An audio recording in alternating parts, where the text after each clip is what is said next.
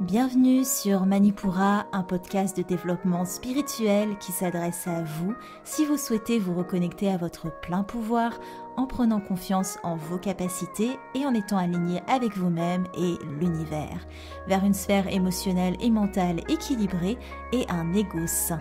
Je suis Amba, yoga thérapeute, énergéticienne, astrologue et ma mission est de vous aider à développer toutes les ressources déjà en vous. À travers des outils comme l'astral yoga, l'énergétique et l'écrit-thérapie, mon objectif est de vous rendre acteur de votre mieux-être et indépendant sur le chemin de votre spiritualité. Je vous souhaite une excellente écoute. Bonjour à tous et bienvenue sur le podcast Manipura. Je suis ravie de vous retrouver aujourd'hui pour ce nouvel épisode thématique après notre super lune en Scorpion. J'espère que tout s'est bien passé pour vous. Je sais que c'était un petit peu l'affolement en général, mais je pense que ça a été plus en tout cas que les prédictions que vous avez pu avoir. Et c'est ce qu'on va voir aujourd'hui d'ailleurs. On va parler de prédictions, on va parler d'un sujet qui me tient à cœur et que j'avais vraiment envie d'aborder un jour sur ce podcast. La différence entre guidance et voyance. Si vous voulez, si vous me suivez sur mes réseaux sociaux, Instagram notamment, vous le savez sûrement qu'il est possible de prendre rendez-vous avec moi pour une séance, une consultation en cartomancie. Évidemment, le mot prête un petit peu à confusion, donc les gens me demandent souvent si je peux leur lire l'avenir. Et aujourd'hui, on va déconstruire un petit peu tout ça. Toute cette notion d'avenir et de temporalité de manière générale. Le but, c'est un petit peu de casser ce qui est cru par la plupart et aussi de vous introduire vraiment à cette différence dans ce que je vous propose de la guidance purement et simplement. Cet épisode, c'est aussi ma façon de vous amener le sujet du prochain atelier Manipura qui aura lieu mercredi et qui porte sur comment se faire ses propres guidances avec les oracles notamment. Je vous en parle en détail en fin d'épisode. C'est un atelier qui sera très complet, mais en tout cas, si vous voulez déjà des infos, sachez que j'ai mis le lien d'inscription dans les notes de l'épisode et vous avez toutes les infos et le programme de cet atelier qui, je pense, va tourner autour des 2 heures, donc 2 heures de cours en live pour vous faire vos propres guidances. Avant de se lancer dans ce sujet passionnant, je lis un avis qui m'a été laissé par Bérangère par mail. D'ailleurs, je remercie tous les abonnés de leur présence via la newsletter Manipura.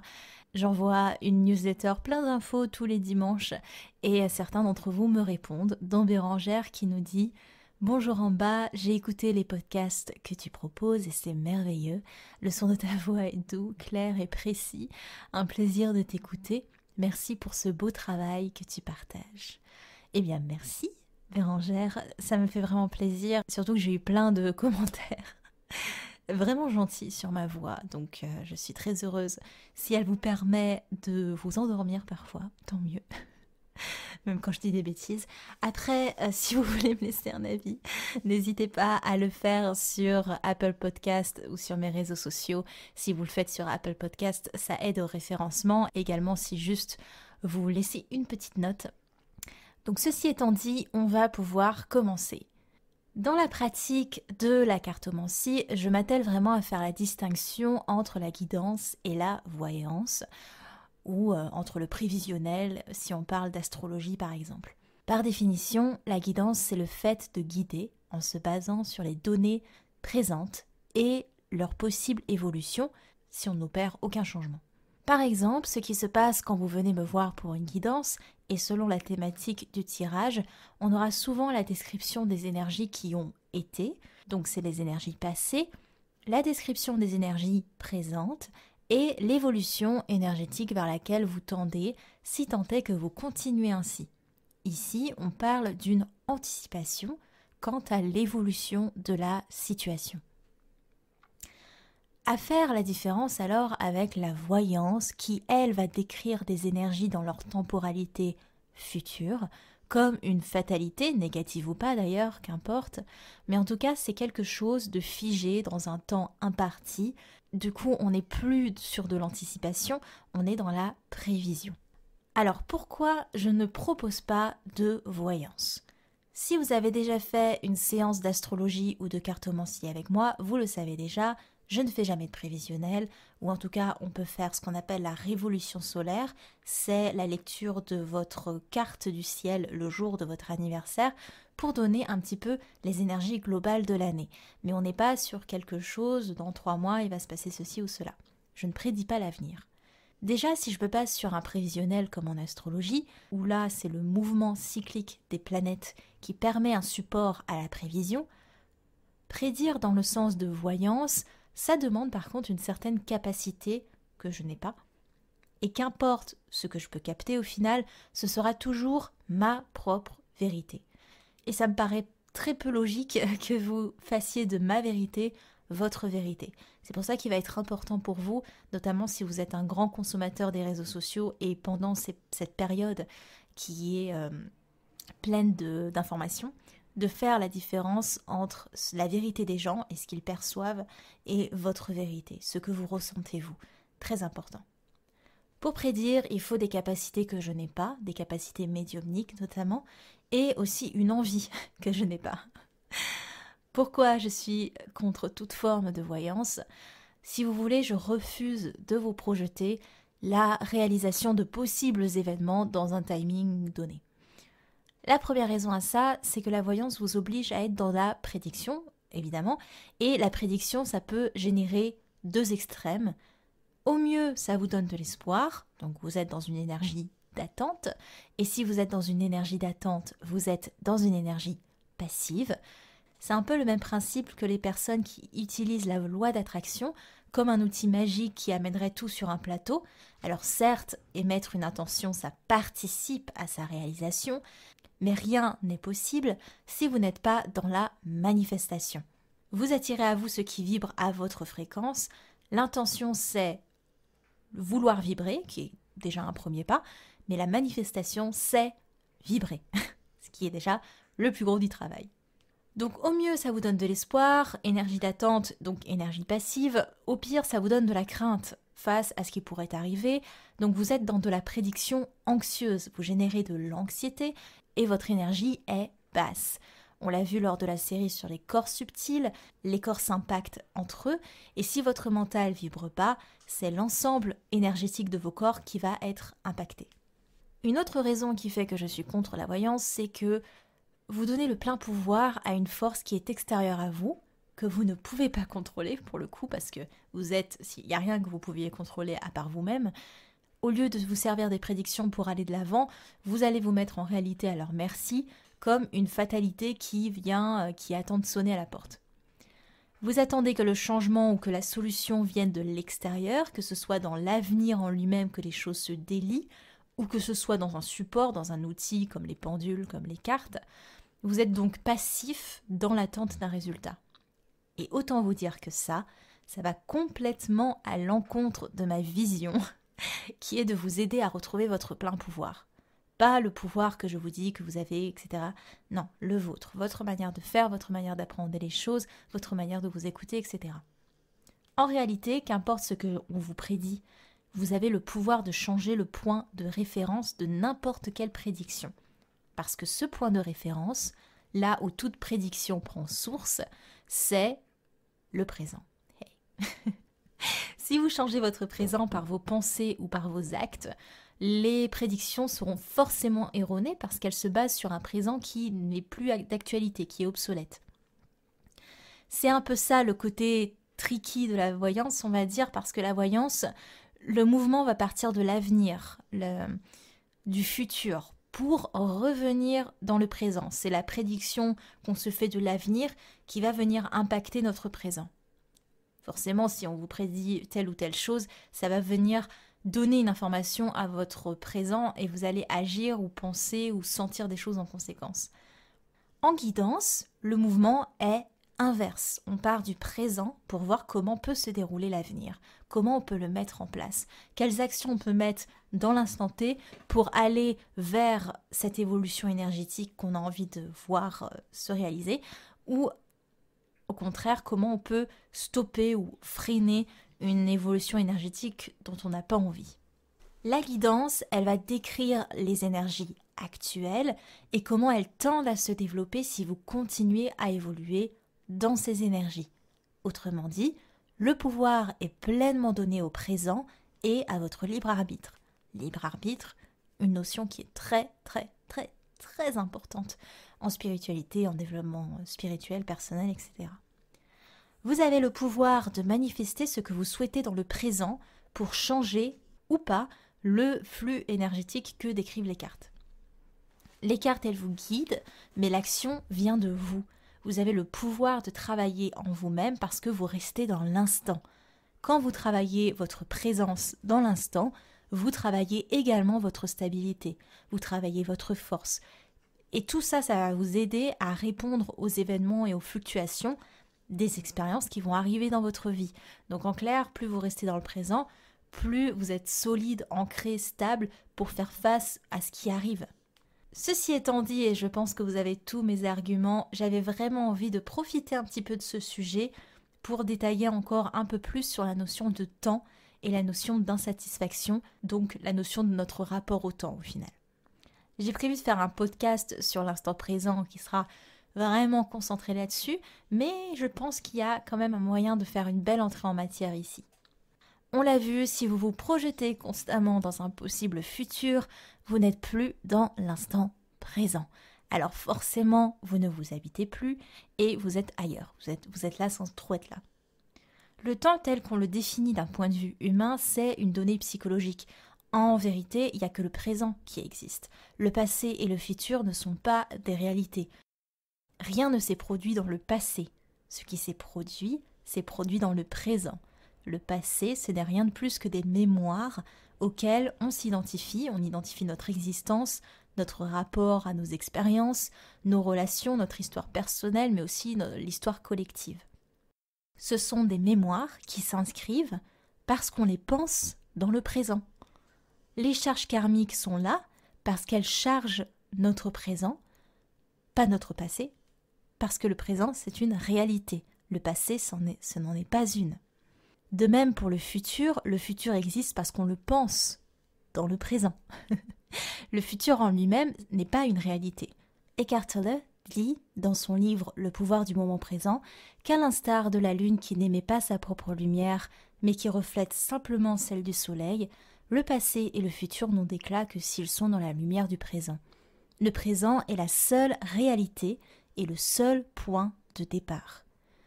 Le passage à l'action, donc ce que vous allez manifester dans le présent, c'est la clé de toute évolution. Je vous propose du coup de voir un petit peu tout ce qui peut empêcher cette évolution dans le rapport que vous avez avec la temporalité. Par exemple, si vous avez peur de passer à l'action, c'est en réalité la peur de répéter d'anciens schémas ou d'en perpétuer de nouveaux. C'est la peur du passé ou la peur du futur. Et si vous restez dans le moment présent, il n'y a pas de peur, tout simplement. Je sais que ça paraît très simple ce que je dis, mais en vérité, c'est très simple. Donc, pourquoi ne pas garder les choses simples quand elles le sont ? Autre exemple, si vous ne pouvez rien faire pour changer votre présent, si vraiment vous vous trouvez dans une situation où vous ne voyez pas comment une mise en action peut dénouer la chose, soyez dans l'acceptation. L'acceptation, c'est pas ravaler sa colère, c'est pas ravaler son ressentiment ou sa tristesse. La vraie acceptation ne génère plus aucun sentiment négatif ou même plus aucun sentiment. Il y a vraiment une neutralité quand on est dans l'acceptation. Il n'y a plus de jugement, il n'y a plus de résistance. Sans quoi, l'acceptation, c'est juste un joli mot derrière lequel se cache votre mental pour éviter de faire face, pour éviter de diguer un petit peu plus. Si vous êtes stressé parce que vous êtes fixé sur vos objectifs, là, c'est que vous voulez toujours être là-bas plutôt qu'ici. Vous voyez le présent que comme une étape transitoire, donc vous le négligez alors même que le présent, c'est la seule réalité. S'il y a une étape, c'est juste celle-là. Appréciez tout autant la volonté d'aller vers vos buts que le chemin journalier pour y parvenir. C'est bien d'avoir des buts, c'est pas un souci en soi, mais on vous dit souvent le plus important c'est pas l'objectif, c'est tout ce qu'on a parcouru pour y arriver. C'est un petit peu cette idée-là. Vivez l'instant et considérez-le comme la part la plus importante de ce chemin. Si votre mental vous dit que vous perdez votre temps, je sais que votre mental se dit ça très souvent, dites-lui que le temps que vous perdez en réalité, c'est celui qui est nécessaire pour le faire taire. Je rigole toute seule, c'est terrible. Et encore, là, et encore, vous perdez pas votre temps parce que vous travaillez sur vous. Donc, vous perdez jamais de temps. Parce qu'il y a des processus, il y a des choses qui se mettent en place. Peut-être des choses qui se bloquent aussi, mais c'est pas grave, c'est pour vous faire avancer. Donc, vous ne perdez jamais votre temps. Autre exemple, si vous êtes dans l'attente, que ce soit l'attente de la fin de la journée, l'attente d'un changement de vie, l'attente de déménager, l'attente que les enfants partent à l'école, l'attente que l'amour arrive dans votre vie, je sais pas, il peut y avoir plein d'exemples, du plus petit au plus grand. Au final, c'est que vous acceptez le futur, mais pas le présent. Vous êtes toujours dans l'attente d'une amélioration. Pourtant, c'est vos conditions présentes qui vont déterminer directement ce vers quoi vous voulez aller, ce que vous voulez manifester. Rejeter le présent, c'est rejeter votre pouvoir de déterminer ce futur auquel vous aspirez tant. Si au contraire c'est le passé qui vous retient, que ce soit un passé que vous glorifiez, un passé que vous regrettez, un passé avec des souvenirs que vous redoutez, ce passé n'a de sens que s'il vous aide à construire votre présent de par vos expériences, vos apprentissages. S'il ne génère que des regrets, de l'orgueil ou de l'apitoiement, demandez-vous si l'identification que vous faites à ce passé vous sert réellement dans votre présent. Et si c'est ces cas-là, je pense que non, du coup. Un autre exemple, si vous devriez faire quelque chose, faites-le. Si vous n'y arrivez pas, par paresse ou autre chose, acceptez l'inaction. Vivez-la comme un état à part entière. Vivez-la pleinement. Je sais de quoi je parle, je suis quelqu'un qui se complaît dans le fait d'être productive. Quand je ne le suis pas, je suis dans ma culpabilité, je me mets la pression et comme je me pressurise, je me sens encore plus coupable et j'arrive à rien. La personne qui partage ma vie, un peu fatiguée de me voir tourner en rond, me disait « mais accepte de ne rien faire, juste accepte. C'est ok, tant pis, c'est pas grave, qu'est-ce que tu veux faire ?» Au moins ça fait redescendre la pression. Il n'y aura plus de lutte entre action et inaction et on sera débarrassé de cette pression et de la culpabilité qu'elle engendre et du coup, débarrassé de ce poids, on arrive à passer à l'action avec plus de facilité, avec plus d'entrain parce qu'on comprend que pour vivre l'action, il faut un peu d'inaction. On ne peut pas être 100% productif, 100% dans le feu de l'action. Il faut aussi ces moments d'inaction, il faut les chérir et il faut les comprendre comme faisant partie intégrante aussi du chemin. Un dernier exemple, si vous êtes une personne qui est très inquiète, qui fait souvent des prévisions anxieuses, cette fois-ci c'est l'identification au futur qui vous pose problème. Donc n'hésitez pas à revenir à ce qui se passe là, dans l'instant. Regardez autour de vous, connectez-vous au rythme de votre respiration. C'est pas un hasard si on parle souvent de la respiration quand il y a des crises d'angoisse, ce genre de choses. C'est parce que ça aide réellement à revenir à votre rythme intérieur. Dans le présent, il n'y a pas de problème. Alors je sais que vous allez me prendre pour une folle de dire ça, mais les problèmes sont, au final, des projections qu'on se fait sur les années, les mois ou les minutes à venir. Ce ne sont pas encore des réalités. On en fait des réalités parce qu'on se projette ce problème dans l'instant. Dans l'instant, il n'y a rien en soi. Il ne se passe rien là à la minute où vous respirez. Le problème n'est pas là. Donc vous êtes dans une anticipation qui vous met dans un état anxiogène H24. Eckhart Tolle dit d'ailleurs, vous pouvez toujours composer avec le présent, mais jamais avec le futur, parce que le futur n'est pas une réalité. Dans ma vie personnelle, je suis confrontée quotidiennement à une personne en particulier qui a énormément de prévisions anxieuses, et c'est une personne, elle sait très bien qu'il n'y a rien dans l'instant, mais elle va déclencher elle-même ses prévisions parce qu'elle va penser à quelque chose, parce qu'il y a une émotion qui revient par rapport à quelque chose qui n'a rien à voir. Donc là, on rentre encore dans des choses un peu post-traumatiques. Et d'ailleurs, ça me permet de faire un aparté, mais les choses post-traumatiques, il ne faut pas forcément avoir eu un accident ou quelque chose de très gros pour avoir un choc post-traumatique. Parfois, c'est des choses qui sont petites à l'échelle peut-être du monde, mais qui ont eu un réel impact. Bref, en tout cas, c'est une personne qui est consciente que les problèmes ne sont pas là, qui sont créés en prédiction. Donc dès qu'elle se remet dans l'instant, elle se dit mais là il n'y a rien, il ne se passe rien, tout va bien. Ça permet vraiment de calmer les choses, de vraiment faire comprendre au cerveau que là il est en sécurité. Il n'y a rien qui vient le mettre en danger. J'espère que ce petit point temporalité vous aura plu. Je me suis dit que c'était quand même une bonne suite à la réflexion qu'on a commencé entre la guidance et la voyance. Le but étant de vous faire ami-ami avec le temps si tant est que c'est une problématique qui revient souvent chez vous. Pour finir ce podcast, je voulais vous parler évidemment des outils que je vous aide à mettre en place pour notamment ce type de sujet. Et l'outil que je vous invite évidemment à pratiquer, à nous rejoindre même, c'est l'atelier guidance que j'organise ce mercredi 5 mai à 14h. Donc il y aura un replay pour les inscrits uniquement. C'est un atelier guidance d'oracle. Donc les oracles, c'est un outil comme un autre qui vous permettent l'alignement dans l'instant. Et ils vous permettent de retranscrire les captations de votre esprit quand votre cœur, quand vos corps sont un petit peu brouillés. Les oracles, c'est un outil pour aider, faire le point sur ses énergies. C'est une lecture de soi. C'est aussi un support à l'intuition. Ça fait travailler l'intuition. C'est un outil à la compréhension de soi. Et c'est aussi un outil de développement parce que parfois les cartes nous mettent face à des choses qu'on n'a pas forcément envie de voir. Et ça nous permet aussi de ne pas se voiler la face. Et si on arrive à se détacher du mental, à ne pas interpréter les choses comme on le veut à chaque fois, dans le sens qu'on veut, dans le sens de la marche, dans le sens de « Ah, tu vois, j'avais raison ». Voilà, donc les cartes nous confrontent à ça.